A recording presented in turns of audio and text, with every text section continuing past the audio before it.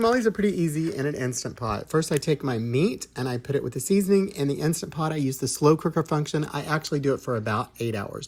While that's cooking, I make my masa. I start off with 6 cups of corn flour. I add seasoning. I add 4 cups of water, 1 cup of chicken stock, and then I mix it up. I put my lard or my oil on to melt only while I put my husks in water for 20 minutes. Once they're done, I put them in a pitcher upside down so they'll drain. And now my oil is melted, so I pour it into the masa that I mixed up. Be gentle. I mix it up very easily. And once it's done, I'm ready to go. I take my station. I take my husks. I wipe on the masa. I add the meat.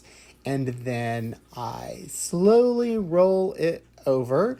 And I like to be cute, so I take another husk and I cut off a little piece and I tie a little bow and then I put it aside. I repeat that until I have about 2 dozen, which is what will fit in the Instant Pot.